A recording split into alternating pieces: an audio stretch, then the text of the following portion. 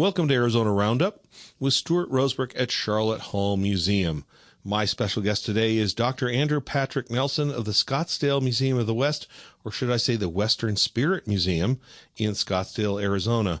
Andrew, welcome to the show. Happy to be here, Stuart. Looking forward to the conversation. Well, this is a long time coming, Andrew. You and I have known each other for many years across the aisles in academics as well as in publishing and in different organizations that we are members of. And let me talk a little bit about where you're at today. You are the chief curator of the Western Spirit Museum in Scottsdale, Arizona.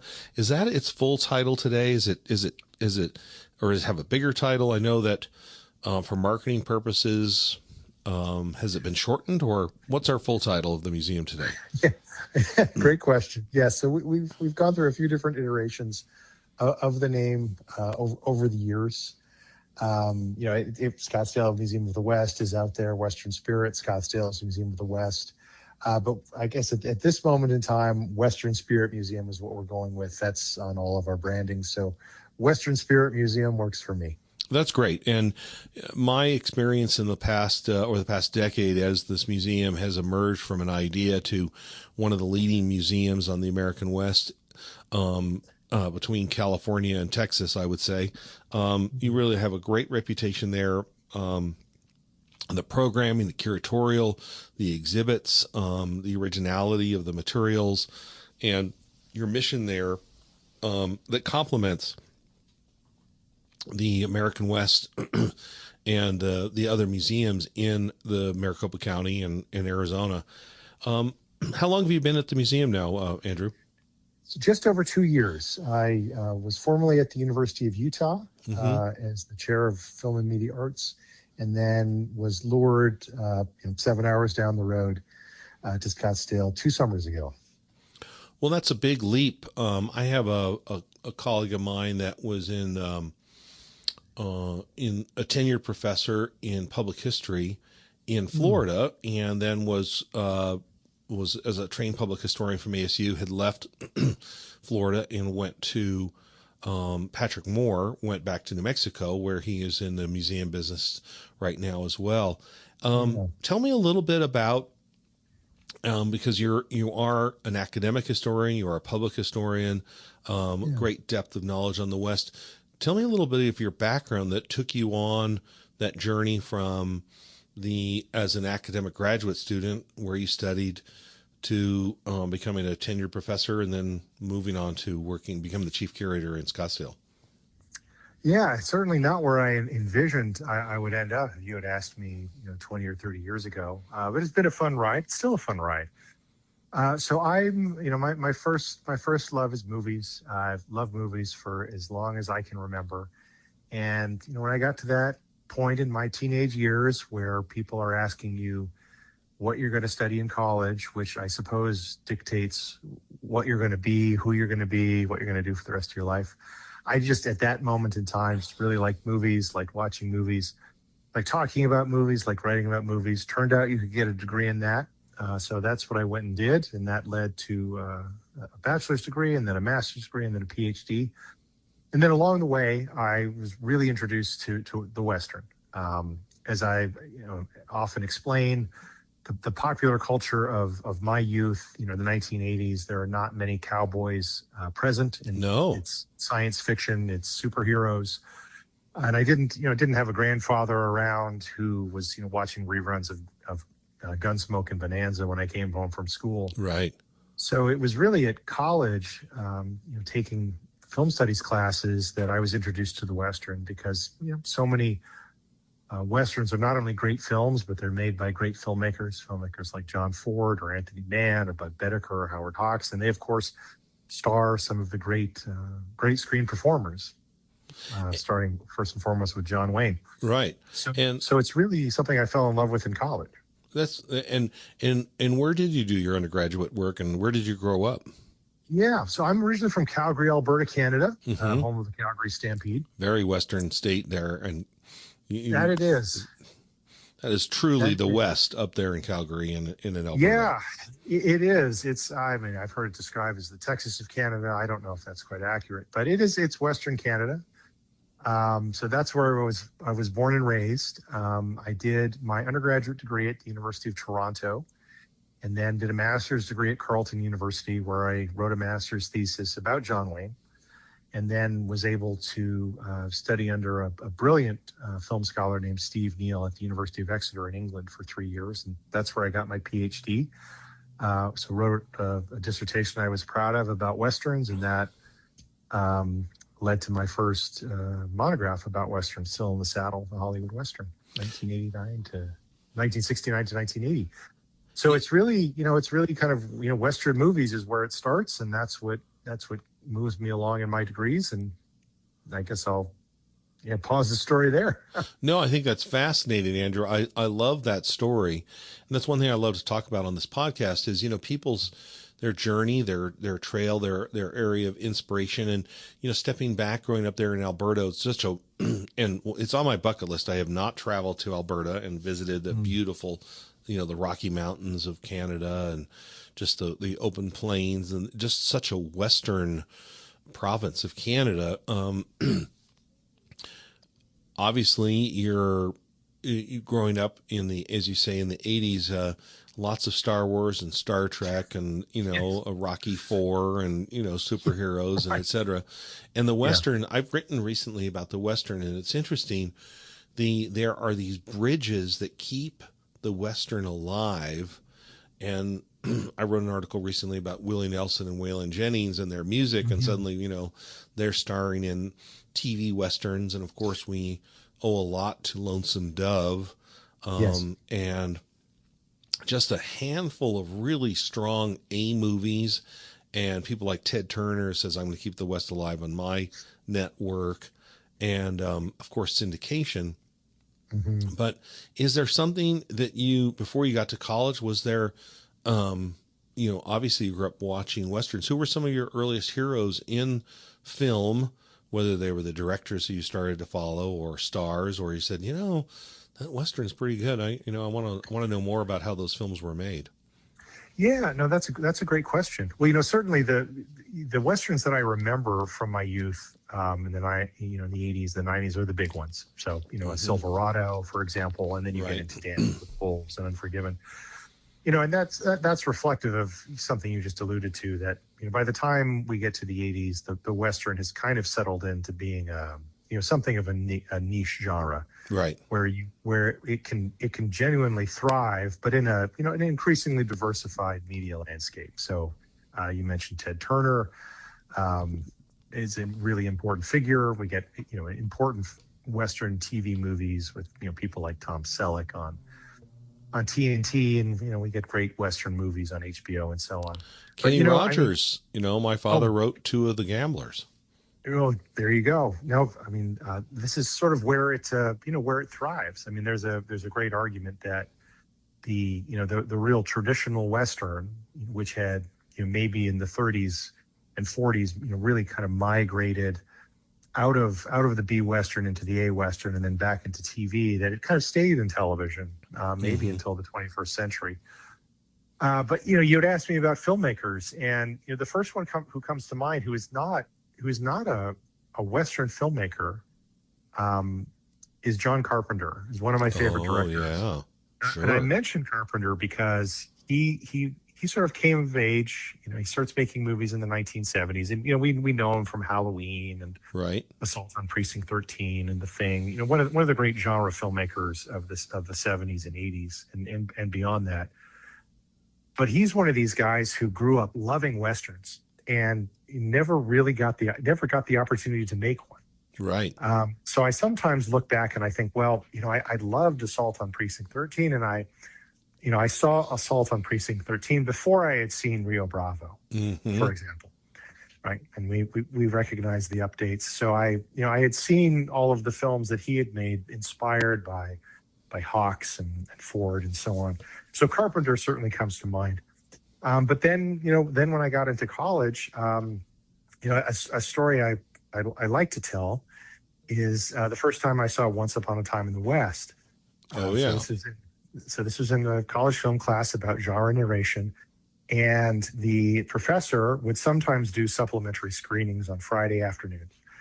Not always to great turnout, but the auditorium was free. It's a big screen. And so he would show some extra movies. And one Friday afternoon, he had acquired a European Laserdisc copy of Sergio Leone's Once Upon a Time in the West. And, I like to remind people that, once upon a time, you couldn't just find every movie. This was That's a time right. when it was hard to find, that you could maybe find it on VHS, but then it would likely to be edited. And of course, it was going to be cropped. So this was really exciting. And by that point, I had seen the Dollars trilogy and I really liked Leone's filmmaking. But to me, the film was just a revelation. It was just, sort of one magnificent moment after another. And then, over 2 hours later, the lights come up, and I think most of the other students had left. But I really count that as one of these sort of, epiphanic moments in my life where I sort of realized what was possible in this genre. And I think it's maybe appropriate that I became an academic because, Leone was in some ways an academic filmmaker where he had this encyclopedic knowledge of the Western, and he was marshaling it in interesting ways, and probably nowhere more poignantly than in Once Upon a Time in the West. So even though I didn't go on to write a lot about Leone, that film is There's sort still of an time. important one to me. Well, sure, isn't there though? There's always another article to write. Leone is certainly up there. But by this point, I guess I would have to say Ford is the filmmaker I come back to the most. Right. Well, and those are some standard bearers, and I think that have helped define our idea of the West. There's something I'm fascinated with, and I think a theme of this podcast we're going to have today is Once Upon a Time in the West. And we're going to take a quick break and thank our sponsors, and we're going to come back with Dr. Andrew Patrick Nelson of the Western Spirit Museum in Scottsdale, Arizona. We're going to be talking all afternoon about Western films, Western filmmakers, and the importance of understanding who's created the idea of the West and why it's still a great conversation.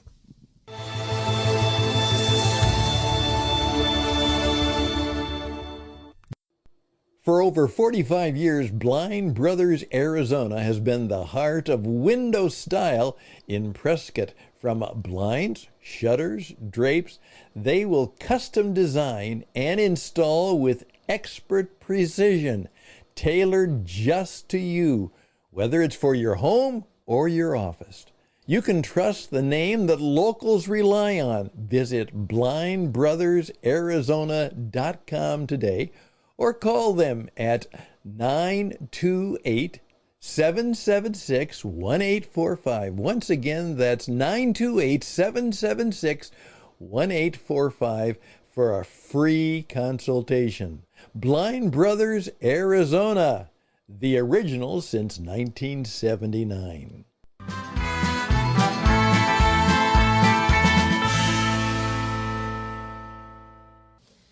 Welcome to Arizona Roundup at Sharlot Hall Museum. This is Stuart Rosebrook. I'm the executive director here in Prescott, and my special guest today is Dr. Andrew Patrick Nelson.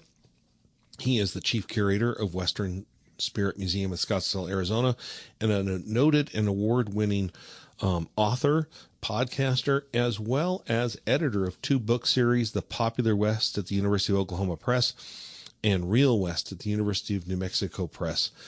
Andrew, in the break, we were talking about Once Upon a Time in the West and this bridge between filmmakers and genres. And I think that as it is our genre, the Western, here in the United States, the Western has helped influence filmmaking from the earliest days. We know that Buffalo Bill Cody and his friend Thomas Edison made some of the first Western films. I think we always point to the Great Train Robbery, but there's Buffalo Bill always out front, looking forward, not looking back, with Thomas Edison making Westerns. Does Buffalo Bill get enough credit for being out there on the edge of the new mediums? Yeah, that's a great question. And if folks aren't familiar with this, these are easy to find. So we have actual cinematographic recordings of Annie Oakley, of some of the American Indian performers in Buffalo Bill's show, because when they was performing in New Jersey, they went over and to Edison's facility and made short films. I mean, when it comes to Buffalo Bill Cody, the quintessential, the archetypal showman of the West, I don't think so. I mean, I think people often point out, and you'll know this, that of course Cody, on the one hand, was kind of at the cutting edge of so many things, but then when it came time to actually making it, starring in his own film about his own life, that unfortunately happened a little bit too late. Right. But when you look at so many of the popular stories we tell about the West, it's really difficult, I think, to overstate the way that Cody, along with others, but laid the foundation for a broadly popular dramatic interpretation of Western history that would capture the imaginations of people, not only in the United States but around the world. Right. I mean, we can certainly put in your Russells and your Remingtons into that. We can certainly talk about dime novels. We can talk about stories and Harper's. We can talk about more legitimate, so-called legitimate forms of writing.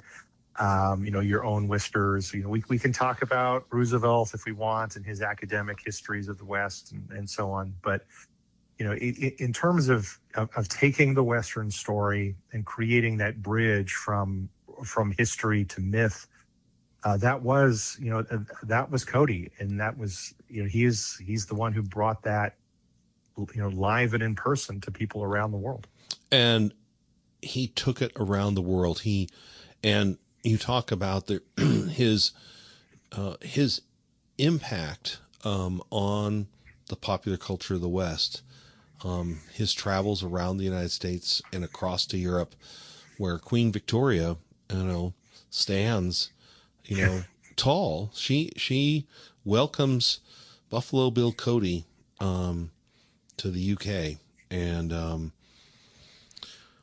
he's a remarkable figure in history, and we know in that first 2 decades of the 20th century, especially from 1910 to 1920, when Buffalo Bill passes during that decade, but we have people like Tom Mix and John Ford involved in the earliest silent westerns, and they obviously had crossed paths and knew of Buffalo Bill's showmanship and how to tell a story that draws audiences in, that definitely, is tied into the myth of the West, and they helped create it, that is still being mined on streaming television, film, and television today.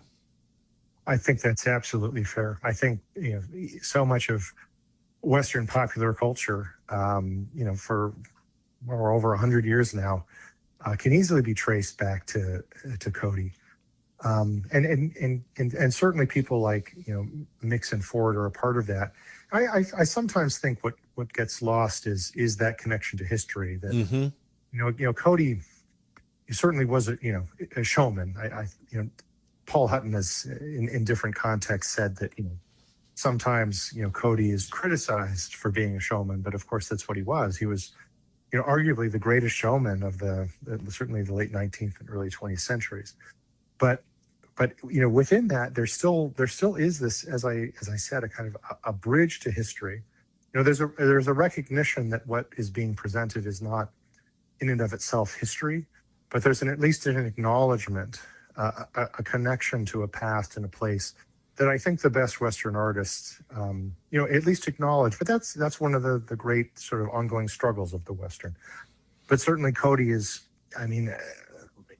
that bridge figure. I mean, he is the figure that takes us from the West of the past to the West of myth, if we want to say that. And he passes the torch forward to a generation that passes it forward, into the next set of mediums. And some people like Tom Mix and Gene Autry, they're not only showmen on the silver screen, but they're showmen in their own circuses, their own traveling shows that are inspired by the 19th century Wild West and Ringling Brothers, and that was the medium of the day. And people gathered, whether it's under at Big Top to cheer on the live performance.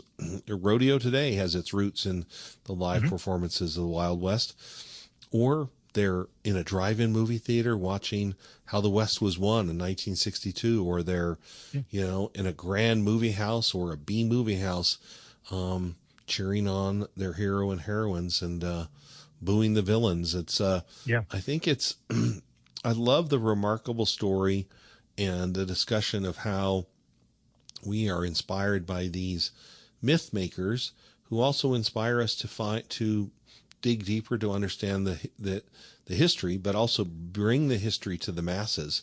And John Ford's an interesting character in all of that, because didn't Ford get questioned at one point about the difference between a entertainment and a documentary? And because there's a lot of people today who are like, well, that isn't what happened, or that's the wrong saddle, or that's the wrong hat. But if you're entertained, this is what I like to tell my friends: if it's a good story, you're not paying attention to the hat or the saddle. You're engrossed in the story and the characters and the entertainment. I think that's right. I mean, I'm a talking head on a lot of Western historical programs, and have been over the years. So I've got my share of emails about that gun being incorrect, or that blanket, or that saddle, or so on. And if you know anything about show business, you realize that there's often a wide gulf between what you would like to do on screen and what your budget allows you to do. But I think your point is the right one, that it's not necessarily about presenting history as it was, because frankly, none of us were there to see it firsthand. We're always dealing with the mediation. Right. I'll give credit to Paul.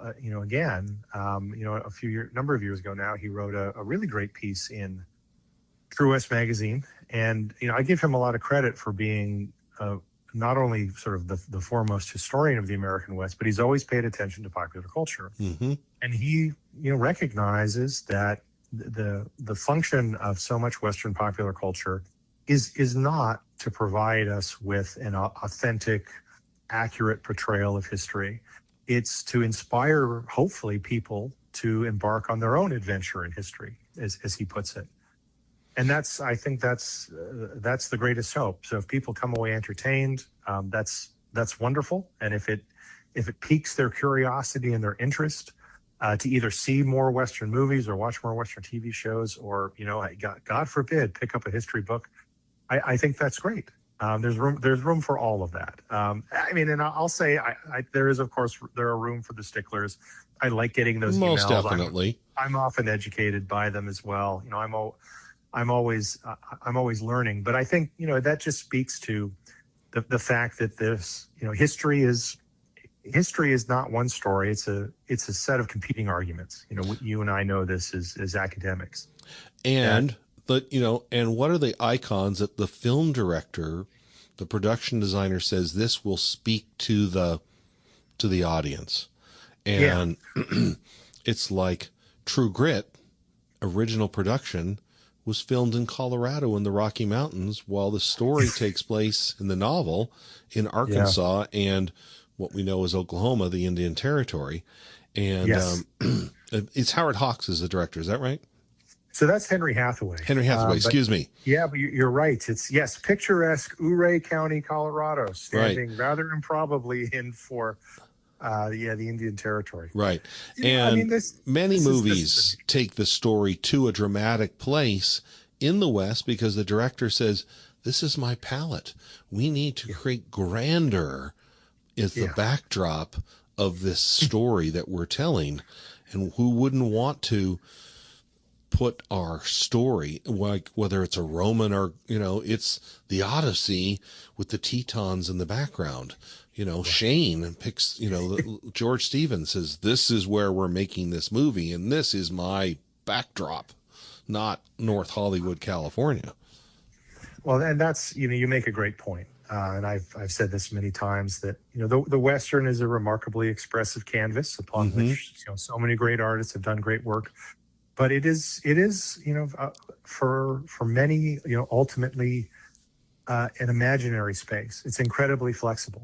The West we know that is a place that many people will only visit on their television screens, through fiction, in their imaginations. And that gives it a kind of a flexibility, but also power, so that's the power that allows the Monument Valley to be, Texas and Oklahoma and New Mexico, because it symbolizes something bigger, this idea of the West. And that's part of, the complexity of the phenomena that we're dealing with here, that it's such a huge space, it's so geographically diverse, and yet it still has a kind of, essentialism to it, an essential iconography that speaks across time and space. Things that I find this just endlessly fascinating, the way that historians and then, artists and storytellers play with that palette or try to make sense of it. So we were talking about John Ford a few minutes ago, and you were talking about your introduction to Sergio Leone as an undergraduate. What John Ford film, what was it that you said, I need to know more about this filmmaker? What film was it that led you to open the cabinet to watch everything John Ford has made? Yeah. So I'm going to, beg your indulgence and pick two. So the first would be Stagecoach. Oh, yes. And, Thank you very much. Thank you. You have to put Stagecoach first. I remember seeing Stagecoach, and, by that point being I don't know if sophisticated is the word, but a fairly knowledgeable film viewer. And, I could clearly recognize that even though the film was old and supposedly, and again, quote unquote dated in some ways, that this was a very sophisticated film.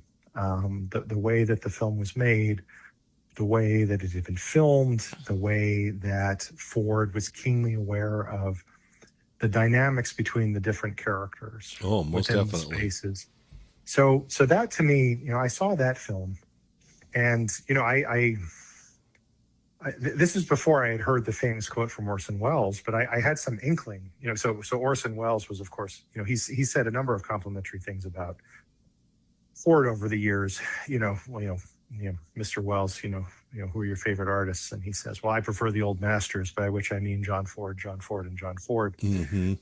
But then, Welles has also, at different points, famously been asked, how was it as a young man in his 20s, having never made a feature film, he was able to make Citizen Kane? And his response was he just, watched Stagecoach over and over again, and that taught him everything he needed to know about movies.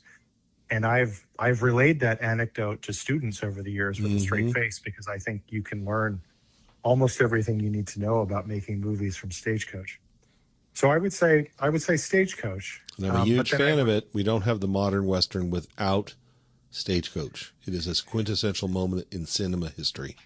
Very important film, no question.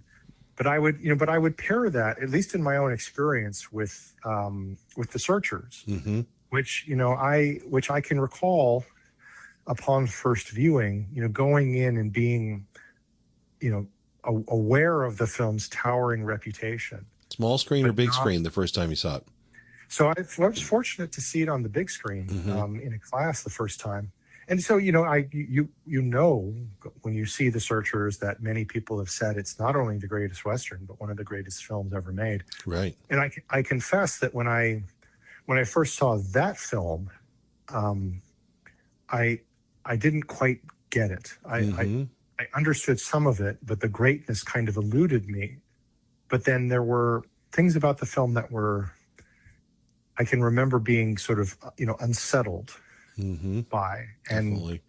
And then I've, spent in some ways the rest of my life pursuing, following up on those feelings of them being unsettling. And that has led me to, appreciate The Searchers for the masterpiece that it is. But in a very different way than Stagecoach, to me, was immediately, quite clearly, a great work of art. So I think those two form a kind of two sides of an interesting coin. I mean, an enigmatic coin, I suppose. And right. Mr. Ford was an enigmatic man. Well, we're going to take another break here and thank our sponsors, Andrew, and we're going to come back and talk more about Western film. We're going to talk about the Western Spirit Museum, and we're going to talk about your appearance and participation in the James Ersfeld Symposium on Buffalo Bill Cody and the American Bison at the Buffalo Bill Center of the West, where our mutual friend, Paul Andrew Hutton, is the curator of the Buffalo Bill Museum. That is September 11th and 12th, and just coming up here next month in Cody, Wyoming. So we'll be right back on Arizona Roundup. With our special guest today is Dr. Andrew Patrick Nelson of the Western Spirit Museum in Scottsdale, Arizona.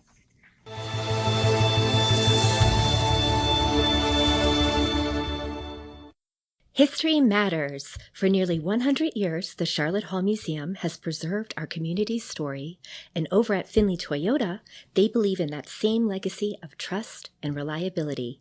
That's why we're proud they support us here at the Sharlot Hall Museum. Just as Toyota has a long history of building vehicles you can depend on, Findlay is committed to our community's future. Go see their amazing selection of new and used Toyotas. Experience a legacy of quality for yourself. Findlay Toyota on Willow Creek Road in Prescott.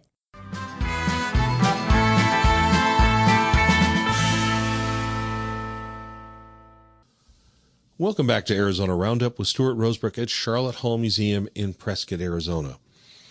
My special guest today is my friend, Dr. Andrew Patrick Nelson, who's the chief curator of Western Spirit Museum at Scottsdale, Arizona. He previously chaired the Department of Film and Media Arts at the University of Utah. He's a well-known expert in documentary films shown on channels across the dial on Western film and cinema history. He's also been the founding editor of two really good book series, The Popular West at the University of Oklahoma Press and Real West at the University of New Mexico Press. Andrew, we were talking before the break about John Ford. We were talking about Buffalo Bill, talking about the influence of the popular culture of the West on people's ideals and ideas of what the West is, not only across the United States, but across the world, and how the medium and the genre is so influential across the board. I want to step back real quick because we had mentioned Henry Hathaway. We said Howard Hawks, and there's many directors for us to talk about in terms of filmmaking. But growing up, obviously people like George Lucas and Steven Spielberg have had a great influence on cinema and filmmaking in the last 5 decades. And they were great students of the Westerns, and I would argue that they continued the Western genre, at least through their eyes, through their lens of Star Wars and the Indiana Jones series. Have you, in some of your courses, when you talk about the influence of the West, does Lucas and Spielberg come into your conversation? They do. They do come up, especially when we talk about the moment when they, not only when they came of age as cinephiles, but then when they began making movies. And someone I mentioned earlier in our chat, John Carpenter, is, although his career takes a different path, is kind of that same film school 1970s generation. Right. So the question, there's no question about the influence of Westerns on both of those men. Spielberg, his early films especially are filled with references to John Ford. He has said many times in interviews about how he makes a point of watching The Searchers regularly. Scorsese says the same thing. A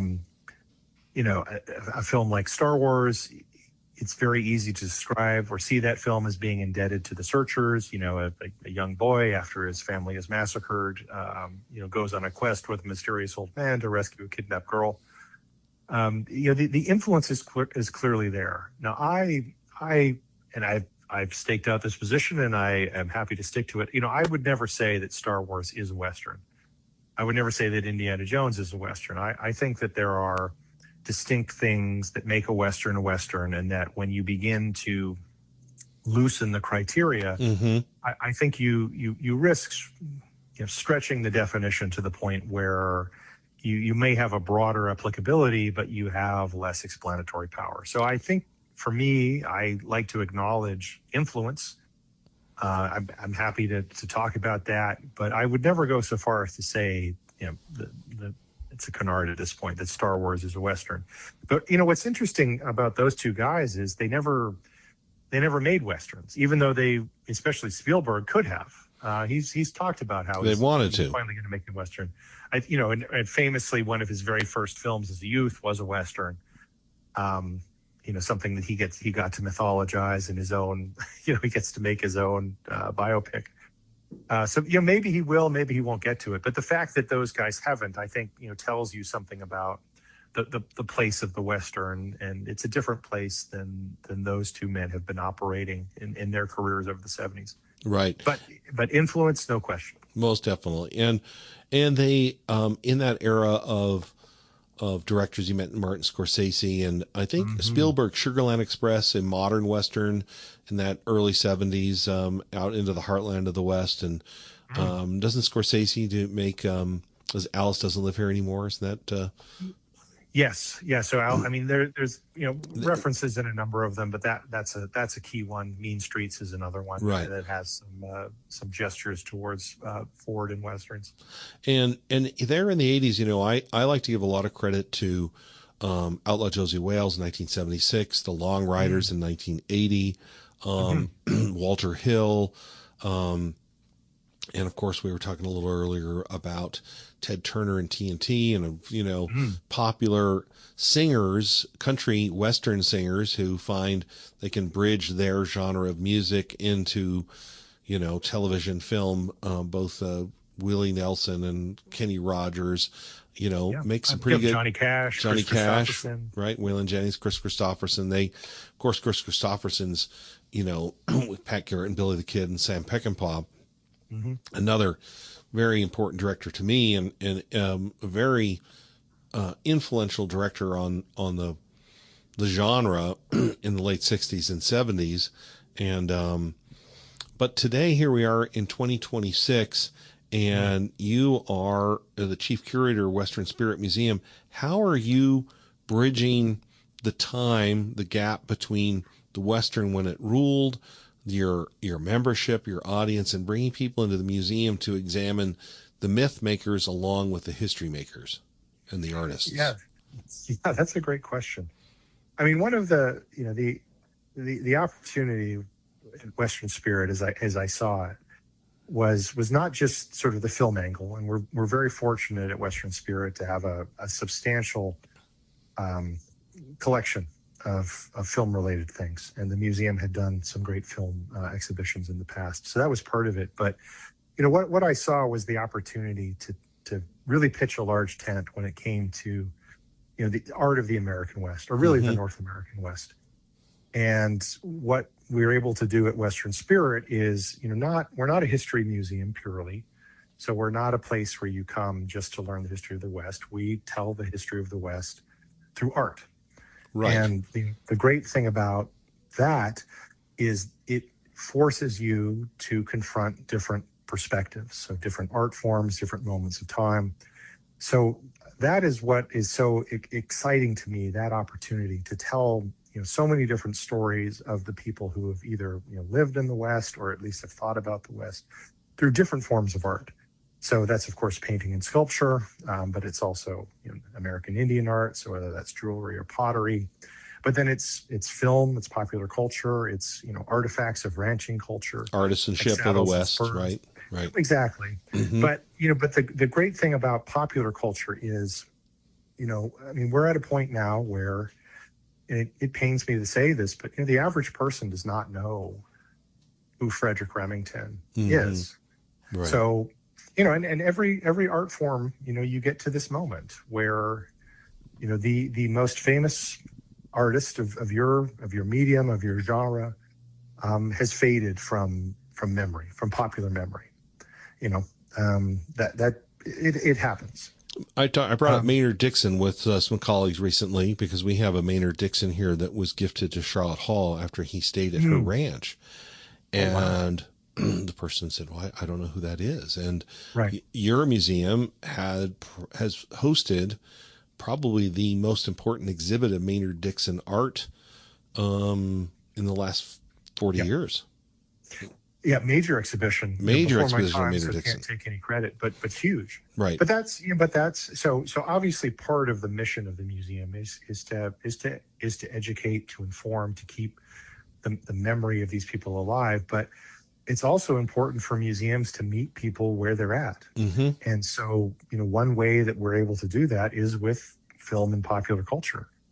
And, the great thing about what we're able to do at Western Spirit is we have found that people will come for, they will come for John Wayne and they will come for Clint Eastwood.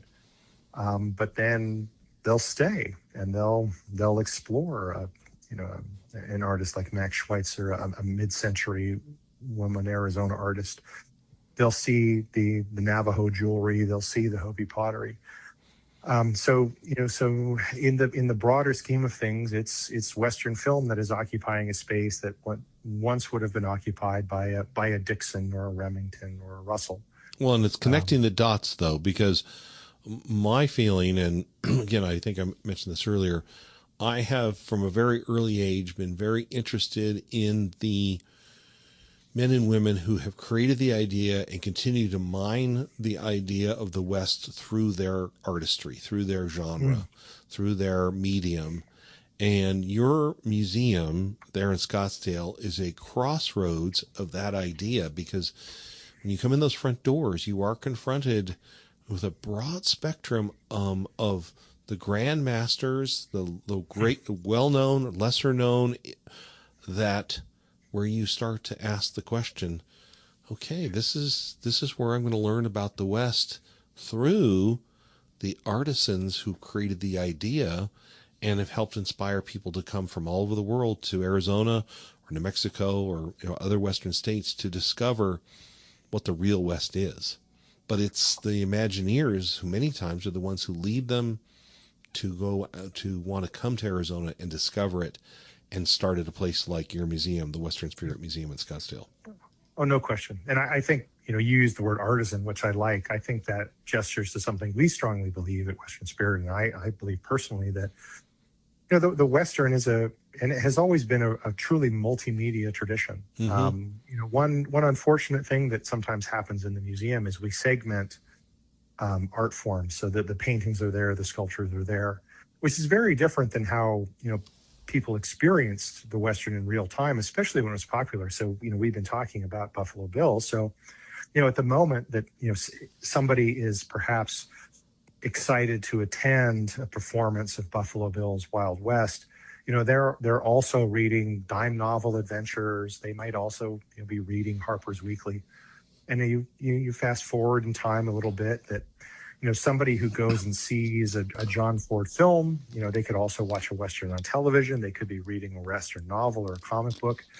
That all of these different media, print, audio, visual, especially when the Western had the greatest purchase on the American imagination, were coexisting and commingling. Right. And the great thing about a museum is you begin to recreate that by taking these, what have kind of been separated over time. The movies are over there, the art is over here. Right. You can bring them back together. And I think that gives people an appreciation of not only, the artisans, the artistry, the fact that it's truly multimedia, but I think they get a better sense of why this was so appealing to so many people. I mean, it clearly appealed to so many different artists and so many different media. And that to me is fascinating. And that's the great opportunity for museums. Well, and right now there's a gathering of writers and filmmakers and authors and historians and actually ranchers of the American bison gathering in Cody, Wyoming on September 11th and 12th at the Buffalo Bill Center of the West to discuss these very topics. And we're going to take a quick break, and we're going to come back and talk a little bit more about what exhibits are happening at the Western Spirit Museum, what's happening here at Sharlot Hall, but also what is happening September 11th and 12th at the Buffalo Bill Center of the West, where we have a conversation for the weekend on Buffalo Bill and the American West and the enduring story of the American bison. We'll be right back with Andrew Patrick Nelson, the chief curator of the Western Spirit Museum in Scottsdale, Arizona.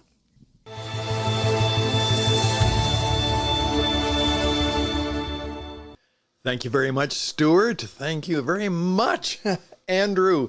What a storytelling duo we have here. And as I oftentimes say, you'll actually learn more here by accident than most places by design. My name is Stan, and I'm the leader of what we call the Cowboy Spirit Storytelling Company. And we obviously have some storytellers here. And by the way, if you are a cowboy spirit storyteller or creative or a performer, we'd love to hear from you.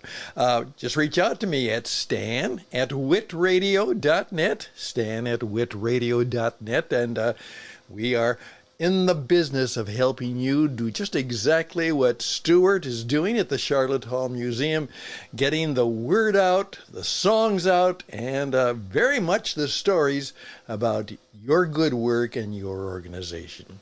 And make sure you're making plans for your fall time. You're making your way to Arizona, perhaps, finally, for your snowbird expedition. You might want to come a little bit early because we have some really wonderful things happening.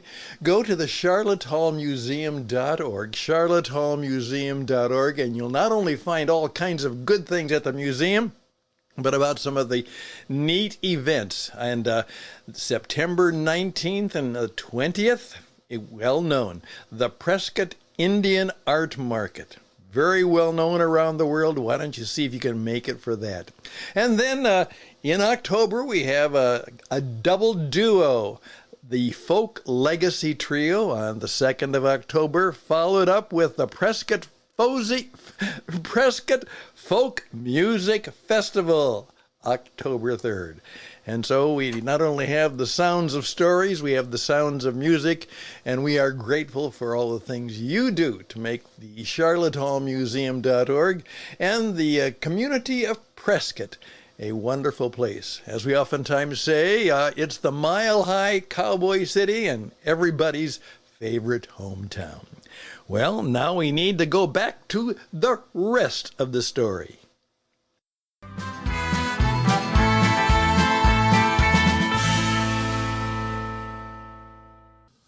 Welcome back to Arizona Roundup with Stuart Rosebrook at Sharlot Hall Museum in Prescott, Arizona. But having some monsoon rains here today, and my conversation with you today, Andrew, has been fantastic as we've talked about the American West and our roles in museums today, and we're going to talk a little bit more today about a symposium that I hope becomes one of the most important places and gatherings annually about the American West, and that's at the Buffalo Bill Center of the West in Cody, Wyoming. But right now, I want to hear a little bit more about if I come to visit your museum right now. Tell us a little bit about some of the exhibits there, how you're interpreting the American West, and what we're going to talk about when we go to Cody, Wyoming in a few weeks. Sure. Well, it's an exciting time in Western Spirit Museum. Of course, it's always an exciting time at Western Spirit Museum when you get an opportunity to pitch your museum. But we celebrated a major milestone back in March where we opened a 12,000 square foot expansion. Congratulations. Thank you. Yeah, the It's Sand a big Center. deal. It is, and it was an exciting opportunity for a curator because it wasn't presented to me as exactly a blank slate, but I had me and my team, a lot of say in what went in there. So we've got some long-term exhibitions of Western American and American Indian art from the renowned Eddie Basha collection. Oh, congratulations. That's fantastic.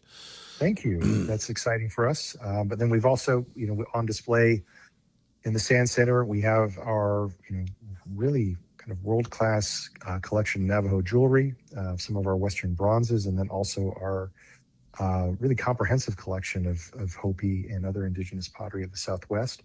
So folks can come and see those. On exhibit through to the end of the year is a show called Still in the Saddle, A New History of Hollywood Western, based on my book.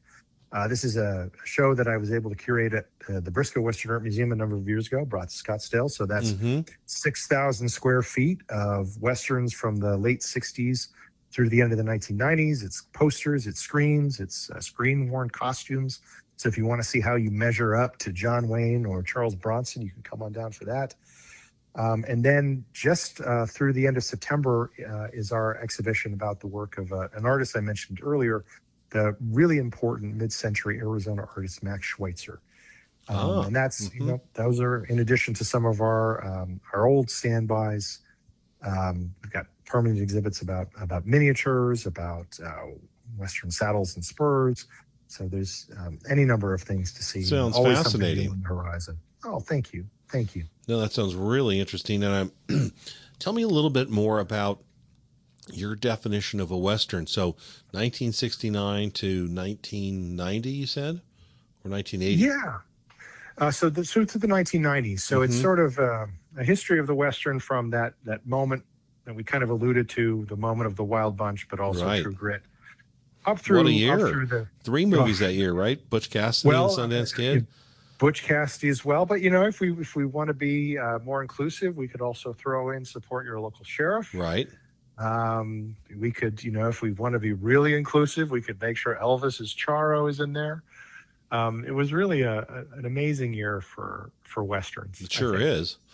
That's So if you're interested in Western movies, particularly from that moment of the late '60s up through the kind of the '90s revival of Dances with Wolves and Unforgiven, that's what this show. That's the story. This and is exhibit your can tell. West Andrew include modern westerns, or do you stick to a certain time period that says, this stretches it to a certain point? Well, Yeah. Well, how do that you how do you weave that needle there? Because in the early '70s, there's a lot of westerns that are taking a look at the West of the present day, but are yes. more of a modern western. Yeah. So I, have decades ago, I guess now, staked out the position that for me personally, and I alluded to this, a Western is set in the Old West. And Mm-hmm. I think that time period, to me, the time is crucial. Now, that does not mean that there have not been, really for over 100 years now, films set in the contemporary West that are interested in the legacy of the stories that we have told ourselves about cowboys, about heroism. So many of those films in the '70s, but there are films like that in the '60s. HUD, Lonely Are the Brave. Oh, sure. There are films like that in the '50s. Bad Day at Black Rock. Of course, many B westerns in the '30s had present day settings. So I don't Airplanes, even. deny. Did they ever? Yes. Well, airplanes and Nazis. Uh, so I don't deny the existence of those films. I'm interested in those films. We've got a number of titles in my Real West series where people are, writing about a Thelma and Louise or a John Sayles' Lone Star or, HUD I mentioned. But for me, my interest is in, I guess, the more conventional sense of the Western. And I personally don't feel like I need to stretch it in my own work beyond that, because there are so many films, hundreds of films, thousands of films that fit that more conventional definition that really have not been given their due. So that's my mission. But I'm happy to talk to people about films that might stretch that temporarily. But I will maintain that those are not westerns in the same way. All right. Well, I that's why I asked the question, because I think that it does lead to someone out there listening, or one of us at some point, really writing about the influence of the contemporary Western and its inspiration, and then looking at the genre today on television. And, if you look at Dark Winds is a Western, and it fits today the popularity of the Western in print, because what genre dominates Western publishing right now? The modern mystery Western. Sure. Yeah. And so it's interesting to see the overlap on the different mediums and the genres. And I think that's why we're going to gather up at the James Erstfeld Symposium at on Buffalo Bill Cody and the American Bison, because I think it gives the goal of the Erstfeld Symposium in Cody at the Buffalo Bill Center of the West is to take a pause and take a look at big topics and understand, and have a conversation about how these topics are being interpreted. And you're going to be part of 2 panels on September 12th in Cody on Buffalo Bill Cody and Museums and Buffalo Bill and Literature and Film. That one's moderated by Chuck Rankin with panelists Paul Andrew Hutton and Bill Markley. And the one on Buffalo Bill Cody Museums, I'm going to be moderating with your Mm-hmm. fellow panelists, Paul Andrew Hutton and Paul Fees. Mm-hmm. I think it's going to be a really interesting weekend because we're also going to have Worcester winners and award-winning novelists Kathleen O'Neill Gear, Michael Gear, and Ken Clem. They're going to be talking about the American buffalo today, which, that kind of brings the iconic symbol of the West, the American buffalo, into the present day, which I think that so much of what Westerns do is also create conversation about what is the West today and where is it going. Well, and Cody is certainly the right place to host that because as many of your listeners will know, the Center for the West is not just one museum; it's really 5 museums. That's right. Covering the West and its breadth and diversity from from fiction and film through art, through artifacts and natural history and firearms. So, no better place to try to hash out some of these interesting questions. Well, and with the fact that right there in the middle of your thesis and looking at filmmaking from 1969 to 1990, Paul Newman, didn't he make one of his big Western films there in the early 1970s as Buffalo Bill? Yes, Buffalo Bill and the Indians, or Sitting Bull's History Lesson. That's Robert Altman's picture from 1976. Terrible film, just terrible. But but terrible in interesting ways, instructive ways. I think that say a lot about the kind of complicated place that Cody occupied in the really in the Western popular culture that, as we said earlier, he helped create. Right. We've talked about him as a bridge figure, but it's he doesn't really occupy a place in that pantheon of great heroes of the West, up there with a Wild Bill Hickok or Wyatt Earp or something like those type of characters. Right. His character changes, doesn't it, when he goes from his real frontier character to the Wild West character to then his reinterpretation from Joel McCrea to Paul Newman to Jeff Bridges in Western film, right? Absolutely. Or does Jeff Bridges play him, or does Jeff Bridges play? Yeah, so Jeff Bridges plays. You're thinking of the Wild Bill Hickok. That's right. That's right. Homemade. Yeah. No, we don't get that many renditions of Cody. We certainly get the kind of the Annie Get Your Gun version of him. Right. And I think, and this is, I don't want to give it away. This is something I imagine Paul and I will talk about, that, because Cody wasn't, the kind of the hero of the West in the same way as some of these other heroes, he's famous for being a showman. And, the popular culture, in a kind of very ironic way, often has a skewed perspective on showmen, let's say. So Cody often pops up more in the context of generic context of something like the musical, we might say. Right.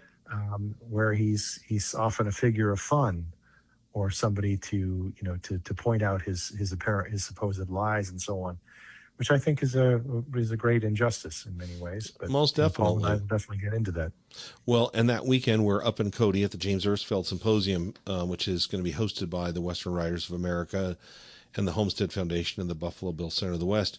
We have 2 keynotes that weekend. One is by Dr. Paul Andrew Hutton, who will be speaking on the afternoon of September 12th on Buffalo Bill. His title of his talk will be "The Man Who Invented the West, Buffalo Bill Cody," which will be bookend that evening by Jane Little Botkin, who will discuss her new book, The Breath of a Buffalo, The Life of Mary Ann Goodnight, which is published by the University of Oklahoma Press and later this year, and really brings to light a champion of the West who kind of many stands in the shadows of her husband, Charles Goodnight, and his legendary role as a cattleman in the West, and of course inspiration for Lonesome Dove. I think it's going to be quite a conversation as we juxtapose heroes and heroines, the men and women who helped invent the idea of the West, why they're still relevant today. I think that's really an important question as we, as people still flock to the American West from around the world to experience it firsthand and walk where history happened. and learn. And, they want to discover the West they've read about in novels and seen in movies or in history books. And the Buffalo Bill Center of the West is maybe the greatest collection of Western museums in one place anywhere in the United States, where you can really immerse yourself on a trip to Cody on the history of the West, explore Yellowstone, and then also have, in a very intimate setting, conversations with some of the top writers and museum directors like yourself who are interpreting the West for people from around the world. I mean, it's quite an influence you have there from your seat in Scottsdale, Andrew. No, I appreciate you saying that. No, it's promises to be just a stimulating couple of days that I think, as you put it so well, speaks to just the breadth of subject matter, the topicality, kind of the relevance that the West still has in the contemporary discourse, but also kind of to the inclusivity that the West, for all its faults, has been a remarkably welcoming place where people of all backgrounds, all inclinations, have been able to come and go of it. I still kind of believe that in many places in the West there still is that kind of live and let live, want to be left alone kind of ethos, and that enables people to thrive in ways that they that might surprise people. I think there's lots of surprises about the West. So the Good Night Story would just be one of those. But I think when people hear Paul talk about Buffalo Bill, Cody, I'm actually fascinated, because I think what we're really getting is a preview of what's going to be Paul's next big book, maybe his magnum opus, his book length treatment of Cody. That's so exactly right. I'm really excited to get a first sense of what how he's going to tell that story, and what Buffalo Bill means in the 21st century. Well, we're just about out of time here, Andrew. I'm going to ask you two questions. One, if you could recommend a film for people to watch after listening to this show, what is that film, and how can people learn more about your museum, Western Spirit, in Scottsdale, Arizona? So even though my favorite Western film is The Searchers, I don't think that's the Western, the first Western you watch, the Western you show your friends to get jazzed about Western. So my go-to recommendation is always the 1950 Henry King classic, The Gunfighter, starring Gregory Peck. That is my film recommendation. Can't go wrong with The Gunfighter. And then for more information about the museum, just visit westernspirit.org. So you'll see what we have on exhibit. We're showing movies every Tuesday afternoon too. I'm usually there to introduce the film and chat with the audience afterward. And then I'm at andrewpnelson.com, and you can find me on Instagram and LinkedIn. So look forward to hearing from folks. Well, great, Andrew. Thank you very much. And if people want to learn more about the James Ersfeld Symposium, they should go to westernwriters.org. It's Western Writers of America. You can sign up there. You can register there to attend the symposium September 11th and 12th in Cody, Wyoming at the Buffalo Bill Center of the West. And if you want to learn more about Sharlot Hall Museum and our interpretation of the West here in Prescott, Arizona, the original territorial capital of Arizona, charlottehallmuseum.org. That's charlottehallmuseum.org. And we appreciate your patronage of your museums as we try to keep our history alive for not only current generations, but for the future, because they're great crossroads of learning for people, not only locally, but from around the world. And I'm so grateful for your time today. Thank you, Andrew, for being part of Arizona Roundup at Sharlot Hall Museum. My pleasure, Stuart. Look forward to talking to you again real soon. Very much. Thank you so much. And thank you all for listening to Arizona Roundup at Sharlot Hall Museum in Prescott, Arizona.